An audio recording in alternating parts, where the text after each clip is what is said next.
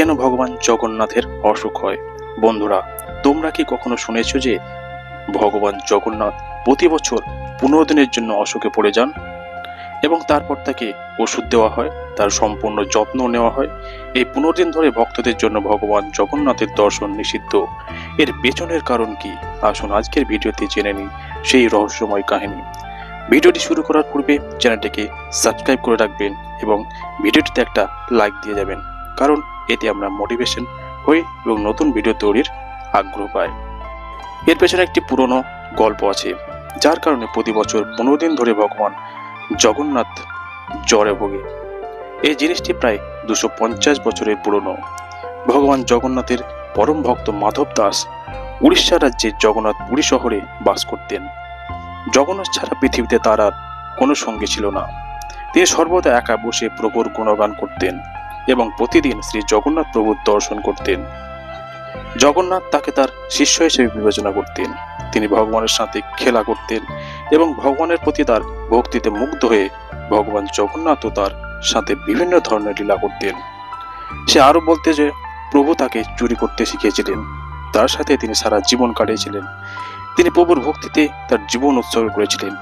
একবার মাধব দাস বমি, ডায়রিয়া এবং প্রচন্ড জ্বরে আক্রান্ত হয়েছিলেন, যার ফলে তিনি এতটাই দুর্বল হয়ে পড়েছিলেন যে তিনি উঠতে বসতে পারছিলেন না। কিন্তু এই অবস্থায় তিনি তার প্রভু সেবা করা বন্ধ করেননি এবং কারো সাহায্য ছাড়াই প্রতিদিন তার কাজ করতেন। কেউ যদি তাকে বলতো যে মহারাজ, আমরা আপনার সাহায্য করব, তাহলে তিনি বলতেন, না, আমার একজনই জগন্নাথ আছেন, তিনি আমাকে রক্ষা করবেন, এবং তার ভক্তিতে মগ্ন থাকতেন, যার ফলে তার অবস্থা দিন দিন খারাপ হতে থাকলো। তার অবনতিশীল অবস্থা ভগবান জগন্নাথের পছন্দ হয়নি এবং তার সেবা করার জন্য তিনি বিশ্ব সেবক হিসেবে তার বাড়িতে পৌঁছে মাধব দাসজিকে বললেন যে মহারাজ, আমি আপনার সেবা করব। ক্রমবর্ধমান অসুস্থতার কারণে মাধব বুঝতে পারেননি যে তার সামনে কে দাঁড়িয়ে আছে। এমনকি তিনি সেই ব্যক্তিকে না বললেও কিন্তু তার সময়ের সামনে মাথা নত করতে হয়েছিল এবং বলতে হয়েছিল যে ঠিক আছে। এরপরে ঈশ্বর তার সেবা শুরু করেছিলেন। মাধবজির স্বাস্থ্য এতটাই খারাপ ছিল যে তার সারা শরীর থেকে দুর্গন্ধ বেরোতে শুরু করছিল।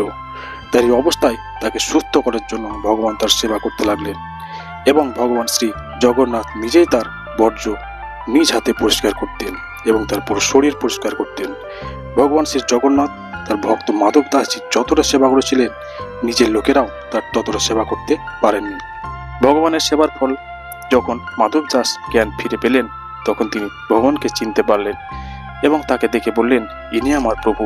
এরপর শ্রী মাধব দাস ভগবান জগন্নাথের চরণে লুকিয়ে হাত জোর করে জিজ্ঞেস করলেন, প্রভু, আপনি ত্রিভুবনের প্রভু, আপনি কেন আমার সেবা করছেন?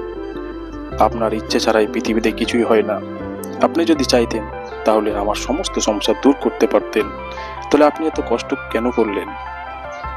ভগবান মাধবজির জিজ্ঞাসা করা প্রশ্নের উত্তর দিতে গিয়ে ভগবান জগন্নাথ বলেছিলেন, যখন আমার কোনো ভক্ত কোনো ধরনের সমস্যায় পড়েন, তখন আমি তাৎক্ষণিকভাবে তাকে সাহায্য করার জন্য এগিয়ে যাই। এমনকি শঙ্করও তার সমস্যাগুলি শেষ করতে পারেন না, কারণ এটি নিয়তির নিয়ম এবং নিয়তির সামনে কোনো শক্তি কিছুই করতে পারে না। যারা কষ্ট পাচ্ছে তাদের সকলকে ক্ষমতা দিয়ে মুক্ত করা যায় না। এর মাধ্যমে ভগবান জগন্নাথ মাধবজিকে বললেন যে আপনি যে রোগে ভুগছেন তার কারণ হলো আপনার পূর্বজন্মের কর্মফল। কর্মফলের কারণে আপনার ভাগ্যে এই সমস্যা এসেছে। আমি ভাগ্য পরিবর্তন করতে পারবো না, তবে আপনার সেবা করে অবশ্যই আপনাকে সুস্থ করার চেষ্টা করতে পারি।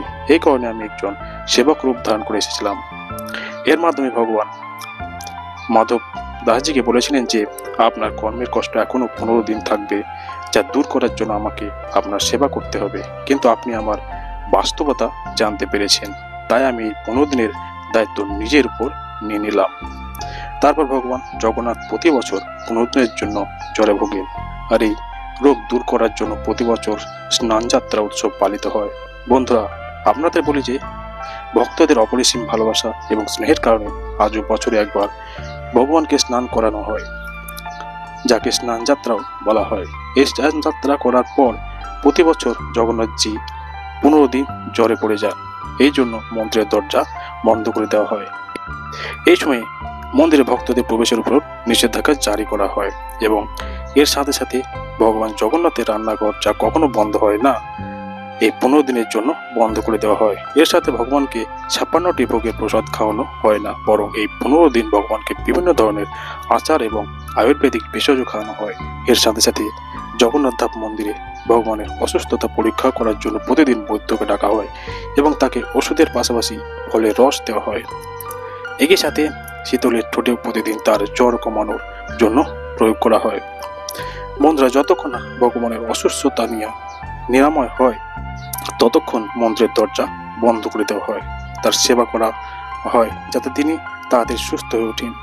একই সাথে শীতলের ঠোঁটেও প্রতিদিন তার জ্বর কমানোর জন্য প্রলেপ করা হয়। বন্ধুরা, যতক্ষণ না ভগবানের অসুস্থতা নিরাময় হয় ততক্ষণ মন্দিরের দরজা বন্ধ করে দেওয়া হয়, তার সেবা করা হয় যাতে তিনি তাড়াতাড়ি সুস্থ হয়ে ওঠেন। সেদিন থেকে তিনি সম্পূর্ণ সুস্থ হন। সেদিন থেকে জগন্নাথ যাত্রা শুরু হয়, যার দর্শন পেতে লক্ষ লক্ষ ভক্ত পুরীতে আসেন এবং রথযাত্রা উপভোগ করেন। বন্ধুরা, ভিডিও যদি ভালো লেগে থাকে অবশ্যই চ্যানেলটিকে সাবস্ক্রাইব করে রাখবেন। ধন্যবাদ।